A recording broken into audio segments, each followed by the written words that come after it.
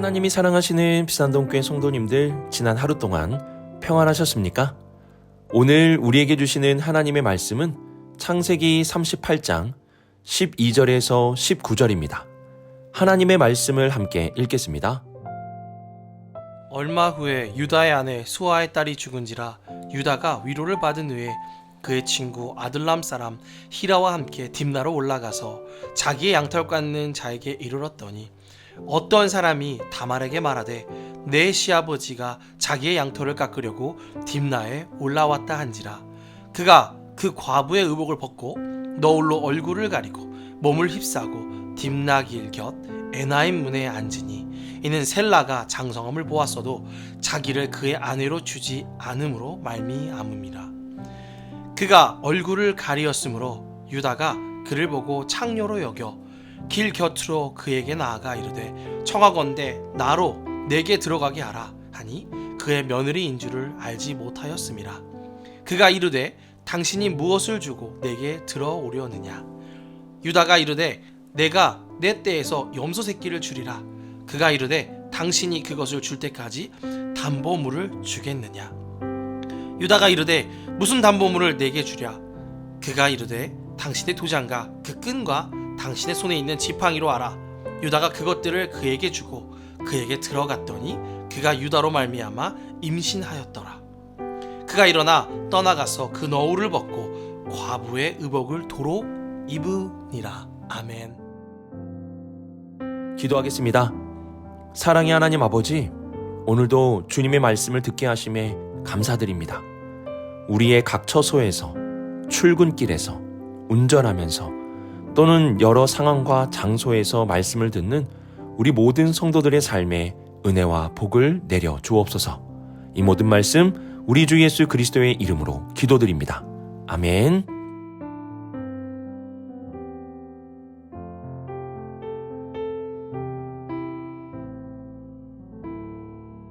오늘 말씀을 보시면 얼마 후라는 표현이 등장합니다. 이것은 짧은 시간이 아니라 셋째 아들 셀라가 장성할 만큼의 오랜 세월을 의미합니다. 그래서 새한글 성경에서는 이 부분을 세월이 흘러라고 번역을 하였습니다. 이 시간 동안 다말은 유다가 한 약속을 철저히 믿고 과부의 의복을 입으며 기다렸습니다. 그러나 유다는 그 약속을 지키지 않았고 다말을 잊은 채 살아갔습니다. 유다의 첫째 아들 엘과 둘째 아들 오나는 하나님 앞에 악을 행하다가 심판받아 죽었습니다. 그러나 유다는 이 사건의 책임을 다말에게 돌렸습니다. 그는 셋째 아들 셀라마저 잃을까 두려워하며 다말에게 그 막내 아들을 주겠다는 약속을 형식적으로만 했을 뿐 마음속으로는 줄 생각이 없었습니다. 당시의 수혼제도는 가문을 이어가기 위해 하나님이 허락하신 제도였는데 유다는 이마저도 무시했습니다. 또한 이는 아브라함에게 약속하신 번성의 약속을 무시하는 행동이기도 했습니다. 그는 하나님의 법을 무시하고 언약 백성으로서의 책임을 회피했습니다. 그는 자신에게 주어진 일에 그 책임에 불성실하게 행동했습니다. 결국 다말은 시간이 흘러도 약속이 지켜지지 않는 것을 보며 절망했습니다. 아무렇지도 않게 양털 깎는 자에게 와서 술을 먹고 즐거워하는 유다와 이미 장성한 셀라를 보고 자신이 버림받았음을 깨달았습니다. 그러나 그녀는 가문을 잇기 위해 위험한 결단을 합니다. 과부의 옷을 벗고 얼굴을 가리며 창녀의 모습으로 변장해 유다를 기다리기로 합니다. 이는 단순한 유혹이 아니라 자신에게 주어진 가문의 권리와 언약 가문을 지키기 위한 절박한 선택이었습니다. 우리는 다말의 행동을 보며 놀라고 불편할 수 있습니다. 그러나 성경은 다말을 정죄하기보다 유다의 불성실한 모습에 대한 문제를 강조합니다. 14절 중반절은 이렇게 기록합니다. 이는 셀라가 장성함을 보았어도 자기를 그의 아내로 주지 않음으로 말미암음이라. 유다는 수혼 결혼의 의무를 강조하던 시대 속에서 그 의무를 다하지 않았고 아버지로서 마땅히 해야 할 자손 번성의 의무도 다하지 않았으며 하나님께서 아브라함의 자손을 하늘의 별과 바다의 모래와 같이 많아지게 해주신다는 그 약속도 무시하였습니다. 성경은 다말의 절박한 선택보다 유다의 불성실함을 비판합니다. 불성실함이 무엇입니까? 내가 마땅히 해야 할 일들을 하지 않는 것입니다. 저와 같은 경우에는 아버지로서, 그리고 교회 목사로서, 또한 한 여자의 남편으로서 마땅히 해야 할 일을 하지 않는 것이 불성실함입니다. 우리는 자신을 창녀로 꾸며 시아버지를 미혹한 다말이 더 큰 문제라고 생각할 수 있지만, 성경은 이러한 다말보다 불성실한 유다를 비판하고 있습니다. 물론 두 사람 다 윤리적으로 잘했다고 할 수는 없습니다. 그러나 하나님은 우리의 삶의 의무를 다하지 않는 이러한 불성실함에 대해 지적하십니다. 왜냐하면 다말의 이러한 절박하고 극단적인 선택은 유다의 불성실함의 결과였기 때문입니다. 내가 불성실하게 살면 그 영향은 나 혼자에게만 머물지 않습니다. 가정과 교회와 공동체에게까지 영향을 미칩니다. 누군가는 나의 불성실함 때문에 절망하고 극단적인 선택을 하게 될 수도 있는 것입니다. 그러므로 많은 것을 잘하기에 앞서서 기본부터 잘해야 합니다. 그 기본이 무엇입니까? 그 기본은 성실입니다. 잠언은 우리가 성실하게 살면 하나님과 사람 앞에서 은총과 귀중히 여김을 받게 될 것이라고 말씀합니다. 성실이라는 기본적인 삶을 통해 하나님 앞과 사람 앞에서 은총과 귀중히 여김을 받아 살아갈 수 있는 우리 모든 성도님들이 되시길 주님의 이름으로 축복합니다.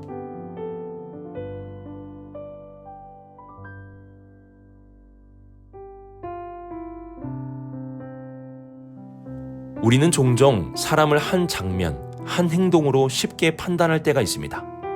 누군가의 실수 한 번, 잘못된 선택 한 번으로 그 사람 전체를 규정해버립니다.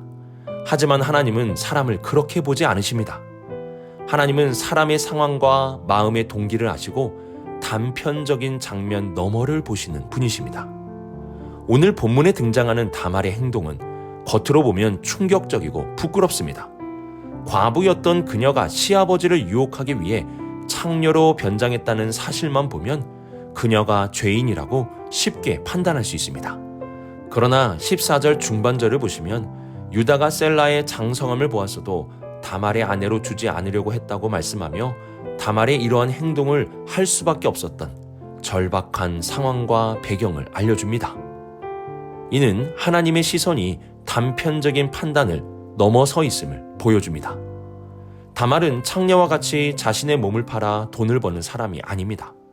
그녀는 정욕에 깊이 빠져서 시아버지와의 관계를 원했던 여인도 아닙니다. 이를 알 수 있는 중요한 표지가 있는데요. 그것은 바로 다말이 유다의 담보물을 요구했다는 것입니다. 15절과 16절을 보시면 양털 깎는 축제에 참석해 술에 취하고 들뜬 마음으로 지나가던 유다가 그녀를 보고 창녀로 여기고 값을 흥정했다고 말씀합니다. 그리고 17절을 보시면 유다는 염소 새끼 한 마리를 주겠다고 제안했고 18절에서 다말은 그것이 실제로 전달될 때까지 도장과 끈, 지팡이를 담보물로 요구했다는 것을 알려줍니다. 당시 이것은 개인의 신분을 명확히 증명할 수 있는 상징적인 물건이었습니다. 이후에 그녀는 임신하게 되었고 이를 알게 된 시아버지는 다말을 간음죄로 죽이려고 합니다. 하지만 이 담보물을 통해 그 대상이 자신임을 알게 되었고 유다는 자신의 불성실함을 깨닫고 오히려 다말의 옳음을 인정하게 되었습니다. 다말은 유다 가문을 이어가겠다는 강한 의지를 가지고 있었던 여인이었습니다. 그래서 앞으로의 일을 바라보며 유다의 담보물을 받고 간직했던 것입니다. 단편적으로 보면 그녀는 불순하고 방탕하고 비윤리적인 모습이라 할 수 있지만 길게 본다면 그녀는 불성실한 유다로 인한 피해자였고 그럼에도 불구하고 유다 가문을 이어가겠다는 강한 의지를 가진 여성이었습니다. 하나님은 그녀의 상황을 아시고 결국 그녀를 통해 메시아의 길을 여셨습니다. 오늘 말씀은 우리에게 이러한 질문을 던집니다. 우리는 사람을 단편적으로 보며 쉽게 판단하지는 않는가? 하나님이 나를 끝까지 보시고 사랑하시는 것처럼 나도 다른 사람을 그렇게 보고 있는가? 하나님은 다말의 상황을 깊이 아시고 그녀를 구속사의 한 자리에 세우셨습니다. 오늘 우리도 그 하나님의 시선을 본받아야 합니다. 쉽게 정죄하기보다 이해하고 한 장면 너머를 볼 수 있는 성숙한 믿음의 사람이 되어야 합니다. 하나님의 시선을 닮아 사람을 오래 보며 이해하고 품는 사람이 됩시다. 그 시선으로 이웃을 볼 때 우리 공동체는 하나님의 은혜와 복음으로 더 든든히 세워지게 될 것입니다.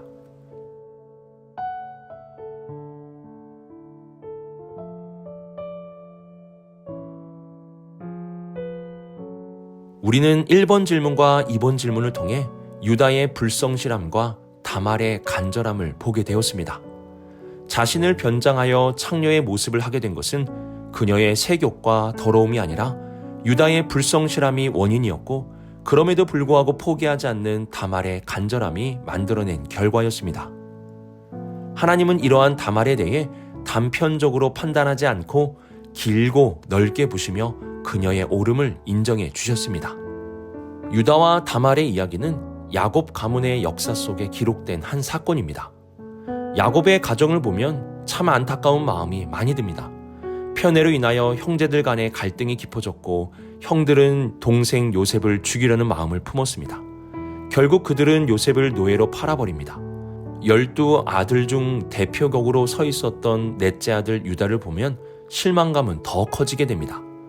그는 가나안 여인과 결혼했고 자녀들의 신앙교육에 실패했습니다. 그의 두 아들은 악을 행하다가 하나님의 심판을 받아 죽었습니다. 그리고 유다는 책임감이 없는 불성실한 사람으로 묘사됩니다. 하나님의 언약 백성이라는 이름을 가진 이 가문이 이렇게 무너져 있었습니다. 그러나 하나님은 이들을 버리지 않으셨습니다. 하나님은 이방 여인 다말을 통해서라도 자신의 구속 계획을 이어가셨습니다. 하나님의 약속은 사람의 불순종으로 취소되지 않습니다. 하나님의 백성이 거룩함을 잃고 불성실하게 살아도 하나님은 자신의 뜻을 다른 사람을 통해서라도 이루십니다. 오히려 야곱 가문이 이렇게 무너져 있으니 다말의 행동이 빛나 보일 정도였습니다. 오늘 우리도 예수 그리스도 안에 하나님의 백성으로 부름을 받았습니다. 그러나 만약 우리가 세상 사람들이 보기에 기본이 무너져 있고 거룩함을 잃어버린다면 하나님은 우리를 버리지 않으시겠지만 우리를 통해 일하지 않으실 수도 있습니다. 하나님은 다른 사람을 통해서라도 자신의 계획을 이루실 것입니다. 지금 한국 교회를 향한 걱정과 우려의 목소리가 많습니다. 다음 세대가 떠난다는 이야기도 자주 들립니다. 하지만 우리는 먼저 교회의 걱정 이전에 우리 자신을 돌아봐야 합니다. 내가 거룩하게 살고 있는가? 나는 맡은 자리에서 성실하게 주님의 이름을 드러내고 있는가? 유다가 거룩하게 살았다면 하나님은 유다를 통해 놀라운 일을 이루셨을 것입니다. 그러나 유다가 거룩하게 살지 않았기에 다말의 절박함을 통해서라도 하나님은 자신의 계획을 이루어 가신 것입니다. 우리도 하나님이 우리를 통해 역사하시기를 원한다면 먼저 자신을 돌아봐야 합니다. 내가 거룩하게 산다면 하나님은 나를 통해 일하시겠지만 내가 거룩하지 않는다면 하나님은 다른 사람을 통해서라도 일하실 것입니다. 하나님의 계획은 결코 멈추지 않습니다. 그러나 하나님은 거룩하고 성실한 사람을 통해 기쁨으로 역사하시기를 원하십니다.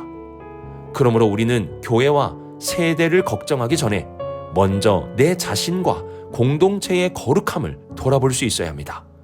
왜냐하면 하나님은 오늘도 자신을 깨끗하게 하는 사람들을 통해 구원의 역사를 써내려 가시는 분이시기 때문입니다. 오늘의 말씀을 묵상하며 우리는 유다의 불성실함을 보며 성실한 삶의 기본이 얼마나 중요한지 기억할 수 있어야 합니다. 내가 성실하게 살면 귀중히 여김을 받겠지만 내가 불성실하게 살면 누군가의 삶을 극단으로 몰아갈 수도 있습니다. 또한 다말의 삶을 넓게 보신 하나님의 넓은 시야를 본받아 쉽게 판단하거나 정죄하지 않는 삶을 살아갈 수 있어야 합니다. 마지막으로 우리가 거룩하게 살지 않으면 하나님은 내가 아니라 다른 사람을 통해서도 일하십니다. 이 나라와 교회 그리고 다음 세대에 대한 걱정보다 내 자신의 거룩함을 먼저 돌아볼 수 있어야 합니다. 오늘 하루도 성실한 삶으로 넓게 오래 보는 시야로 그리고 거룩한 삶으로 승리할 수 있는 우리 모든 성도님들이 되시길 주님의 이름으로 축복합니다. 기도하겠습니다. 사랑의 하나님 아버지, 오늘 유다의 불성실함을 바라보며 성실함의 중요성을 깨닫게 하시고 누군가를 짧게 보며 정죄하기보다 오래 보며 이해하게 하여 주옵소서. 오늘 하루의 삶도 거룩한 삶을 살아 하나님이 역사하시는 깨끗한 그릇이 되게 하여 주옵소서. 이 모든 말씀 하나님의 아들 우리 주 예수 그리스도의 이름으로 기도드립니다. 아멘.